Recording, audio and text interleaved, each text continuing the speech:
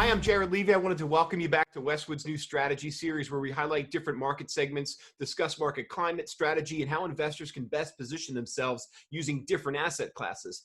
Today's roundtable will highlight Westwood's income opportunity strategy and what role it might play in modern portfolios as we navigate this potentially volatile landscape over the next few years. With me today, I have Westwood's Head of Intermediary Distribution, Mr. Harvey Steele, Product Head and CFA, Mr. Phil DeSantis, and Director and Portfolio Manager, Adrian Helfert. Gentlemen, it's great to have you. I want to get right to it, and Phil, we'll start with you, as sort of the product mechanic, if you will. Can you quickly define for us in detail a little bit of income opportunities and where sort of you see it being used in a portfolio allocation?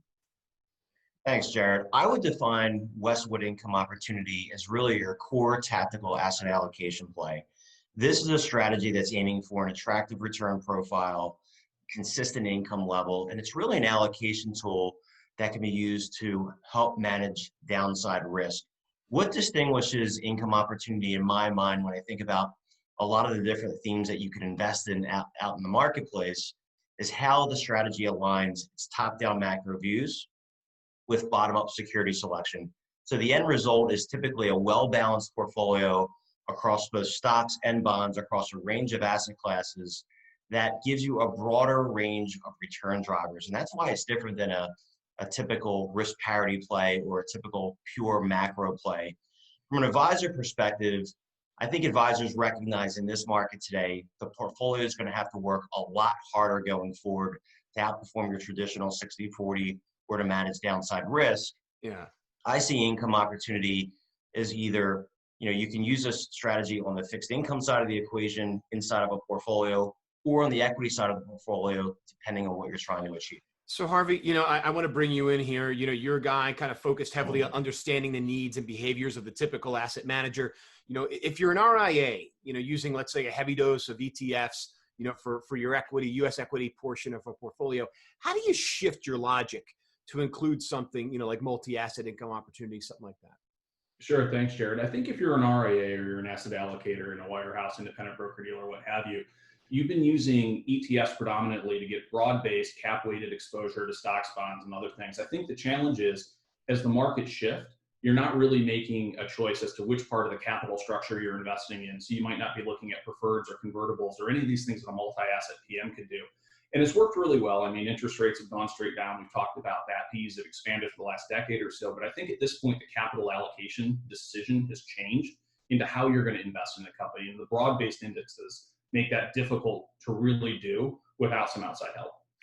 And Adrian, as a manager, if you could share with us a little bit about the nuances of your strategy in particular and how potentially you think investors might best, utilize or benefit from them.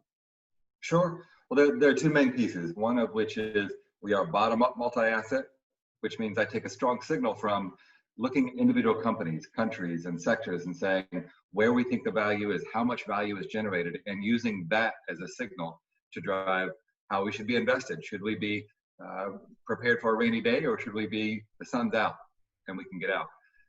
That's number one. The number two is, of course, we have a broad set of investment tools that we're using. That's common stocks, that's bonds, that's convertible bonds, that's preferred stocks. So we can, as Harvey said, we can look across the capital structure of an individual company. We can look to individual sectors. And for this environment we're coming into, we can try and pick the winners and losers very actively and very tactically. Phil, there's a rising correlation, and it's been happening for quite a while now between bond and equity returns, right? And that's sort of challenged the common rules with diversification as it pertains to traditional 60-40 portfolios, right? We saw this in 2008, 2009, and obviously here with COVID-19. How does income opportunities sort of help an advisor build a more effective, diversified portfolio for their clients? When we go through a market downturn, we see advisors and allocators in general talk about why diversification didn't work or correlations are going to one. I think bigger picture, flexible allocation strategies like income opportunity have to play a bigger role in client portfolios, maybe upwards of 20 to 25%. And what I would tell advisors when they're building out their overall asset allocation is that owning a couple of these strategies with different themes that have a low correlation to each other, maybe a correlation range of 0.4 to 0.7, would be maybe one of the most effective ways of getting the diversification they want. That's going to help the portfolio behave a lot differently versus just owning static equity or static beta. Harvey, off camera, you and I have talked a lot about the word tactical, and Westwood uses the word tactical specifically to describe IO strategy. Elaborate a little bit, if you would, on what that means and why every manager may not truly be able to be tactical.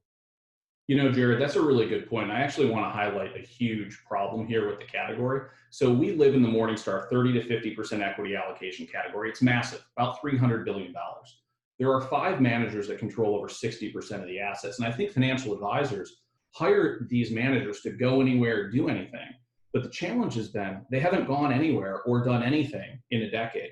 We have some incredible data that shows that their allocations to stocks, bonds, and cash have been relatively static.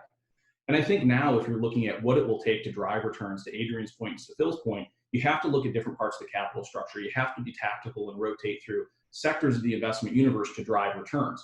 We're at over 21 times forward earnings here. The 10-year treasury is at 60 basis points today. You slap an expense ratio on top of that, a 40-60 allocation is going to be really challenged.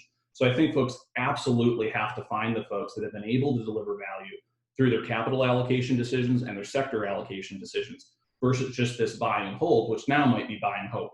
Right. And I would assume a lot of the larger, strategies and funds out there sort of that inability to move around, to be tactical. They would overtake, if you will, certain segments of the market. Yeah, and let me give you a great example. I mean, we had an opportunity that I'm sure Adrian will touch on to look at the preferreds and convertibles market coming here off the lows in the end of March. Some of these funds are 50, 60, 70 billion dollars.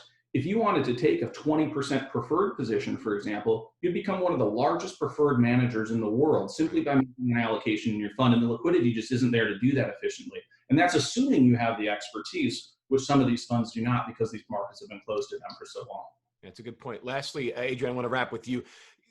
Could you give us just a little synopsis on what you think will be the biggest challenges for investors over the next 2 to 5 years, and perhaps what you're doing to address some of those potential hurdles?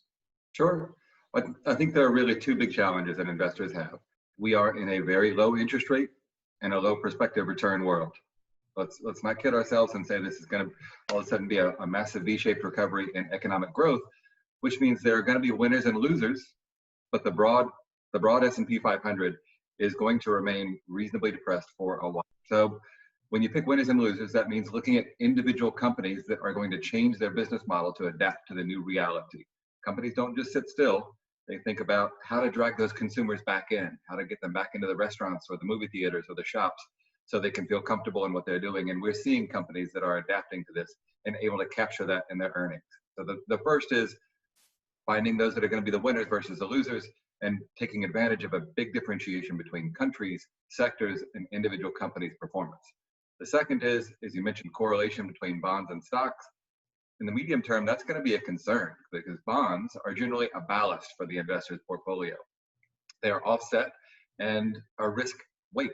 Well, in the medium term, we are going to see the impact at some point of inflation and the impact of when we do see growth, what's going to happen with bond prices? They're going to go down. Interest rates are going to go up.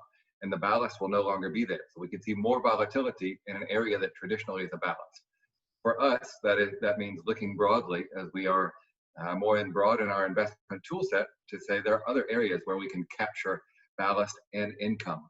And that might be looking to gold miners. That might be looking to areas of the market that are attractive, but not sensitive as much to the inflation metrics we might see. Everyone, Adrian, guys, thank you so much. That's going to do it for us. We're going to have to leave it there. Please stay tuned to our channel as we bring you more strategy sessions moving forward. Thank you, Jared. Thanks.